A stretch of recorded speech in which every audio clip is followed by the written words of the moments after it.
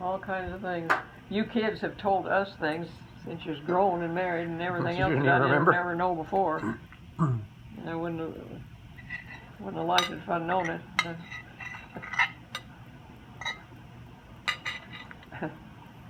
So how was it that you ended up getting engaged? Because you said it was up on the mountain, and he said it was a...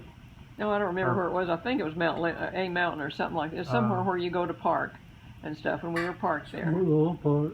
Huh? Fort Lowell No, it Park. wasn't Fort Lowell Park, because that was before I barely knew you then. And Bud Breeze came and got us. It was not there that you engaged to me. We was there more than once. Well, I can't help it. That was before, that was just barely going with you then. Just barely knew you. And I was really embarrassed because you had to call your uncle or somebody and whatever and have them come help us.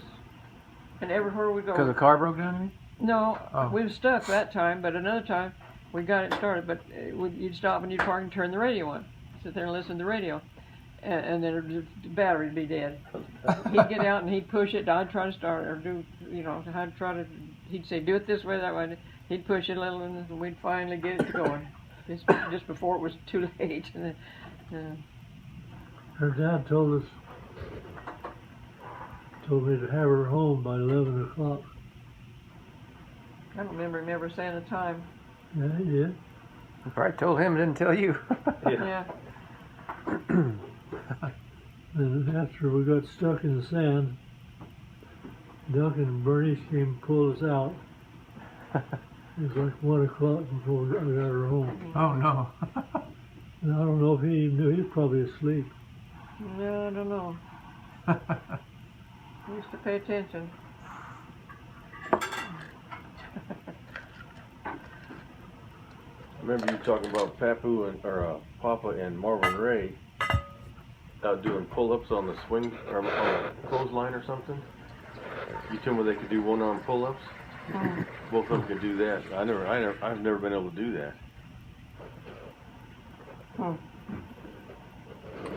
They were both real strong in their arms. Yeah, doing pull-ups with one arm like this. She said Papa and Marvin Ray both could do that, and I've never been able to do that. Not with one arm. If you hang on like this, but if you just do one arm, that's real hard. They were both real strong in their arms, in their upper arms. Marvin Ray was always skinny-legged, but he was strong up in his chest and arms. Marvin Ray was only about half as big as a person. He was my height. He was 5'4". He'd have given anything for another inch of, so he bought those shoes that come out that was, they gave you another inch. And he wore those. Your Levi's came and kind of covered it up, the fact that it was tall in the back, anyway. Made him an inch taller. But everybody that he ran around with was short. And so I don't know that do you want the rest of that? Yeah. I don't know that he was any shorter than some of them, anyway. But he was my height almost all of our life. We were the same.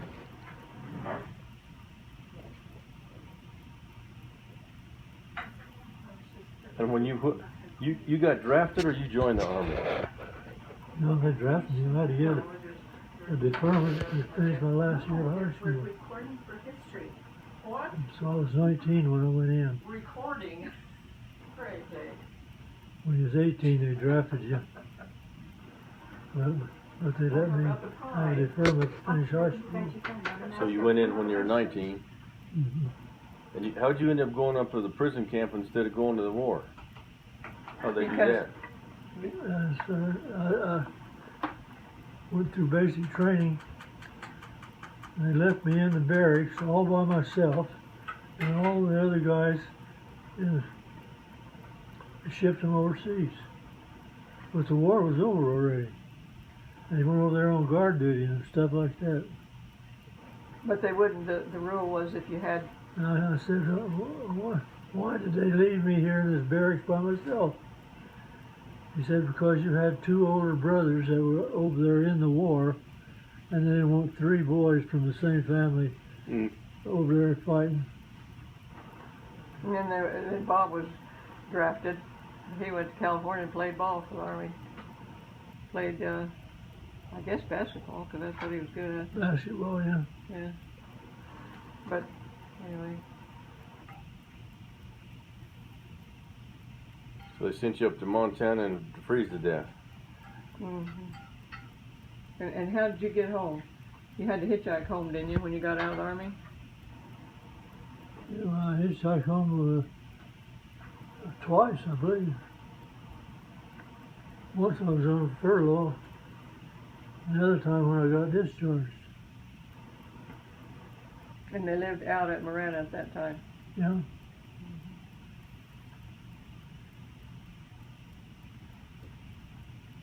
So you were 15 when you first met, and you were 17 when you got married. She was. Yeah. I was 23, I think. 6 years older than me, yeah.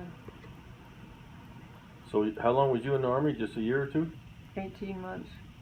Yeah, just a year and 3 months, I think. I always heard him say 18, but anyway, he was, when he got out of high school, he was a little bit shorter than Juanema. I saw a picture of all of them, and she was a little bit taller than him, and I said, well, who's that? And they said, well, that's Ronald. I said, well, that can't be Ronald, because she was taller than him. He went into the service and gained all of that height, just the 18 months or whatever that I he was remember in you there. said you gained 3 inches Yeah. in the Army. Yeah, I did. Because they fed him something besides beans and cornbread. No, I was always smaller than Bob.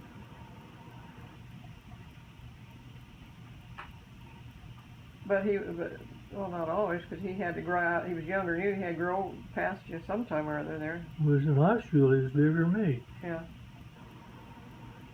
You remember Vance Lindsay? Who? Vance Lindsay? Yeah. He wasn't as old as you, but I remember he told me that you were always was a better athlete than Bob was. That's what the coach told me. Trying to get me to go to university. For baseball or for basketball? Basketball. Because Bob went there on a baseball scholarship, right? And then he ended up playing basketball? That's what I always heard. I don't know. No, I think it was basketball. Partly. He played both in high school. But he played basketball at the U, and that's when they did real well and got to go back to. They Well, he won the everything. championship, I think. Yeah, they had to go back to. Where's it? Back there in New York somewhere. Madison Square Garden. Yeah. or something. Yeah, he got to play back there. He was a good shooter. That's what made him famous. If I was down close to the basket, I'd stop and give him the ball and let him shoot. He just hardly ever missed a free throw.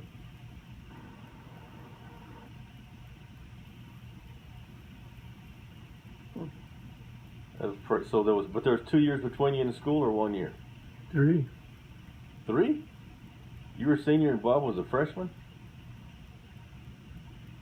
That couldn't be right. Well, I was almost 3 years older than him. I don't know how the grades turned out. It's 2 years. Yeah, I always heard there was 2 years between you two. Just 2 years apart. Everybody was 2 years apart. It was actually 2.5 years. I was older than him.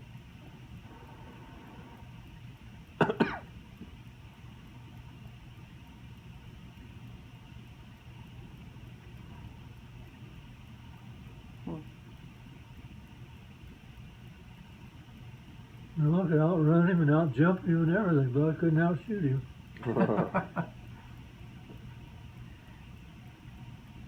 He had a tooth knocked out, so he had.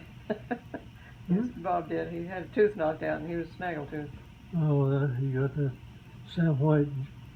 He tried to tackle, but was playing. I know what happened. Yard I'm just saying football. he looked that way. Well, when let he him was tell playing the ball. story, Mom. Playing yard football up there by the Yankee camp.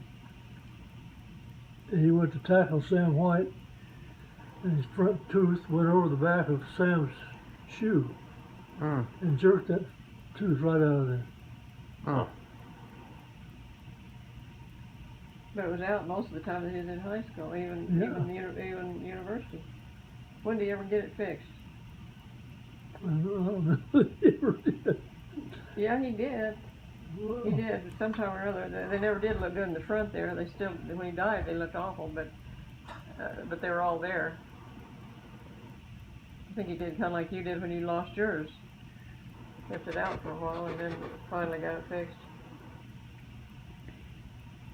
Well, Dale, you lost yours and it was snag tooth for a while and then you got That it was fixed. me, Mom. Oh, that was you. Yeah, Yeah. yeah.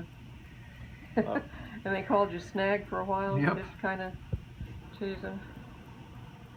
Well, Dad, you were catching, right? The ball hit you in the mouth and knocked it out?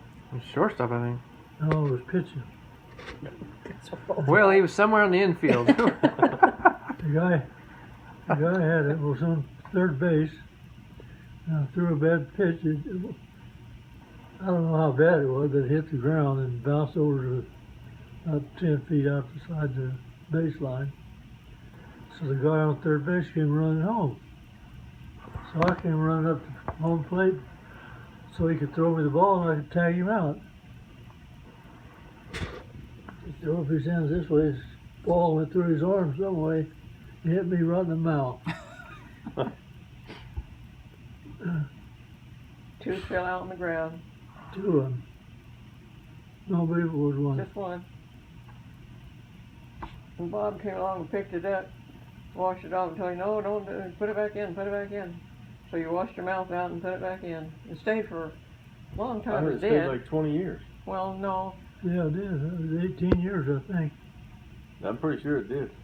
Then it broke and then it fixed it. And I had to go fix it all. What did you go to Mexico for? Trying to find a cheap. Did they fix it, kind of, for No. you? What did they do?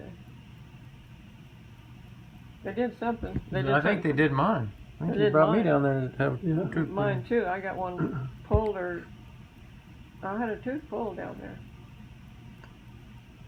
I remember going down there, but they didn't do anything to me. Just said they couldn't do it.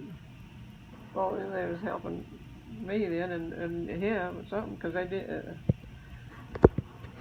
Funny place, but it was clean. But the guy couldn't talk very good. But his son then took his place and he could talk good English. And he couldn't. Didn't you also pitch right-handed and left-handed? You told me one time you were pitching right-handed and your right arm got sore and you turned around and started pitching left-handed. I tried to learn to pitch left-handed. Eddie came down to the house. And I threw to him left-handed for about an hour. And I was so sore all over that I couldn't hardly move. I mean, my rear end was sore. I could throw pretty good left-handed, but I mean, I couldn't pitch. But my right arm got hurt, so I was going to learn to pitch left-handed. It sure didn't work out. Okay, pause it for a second. I have a question I want you to think about. My girls would love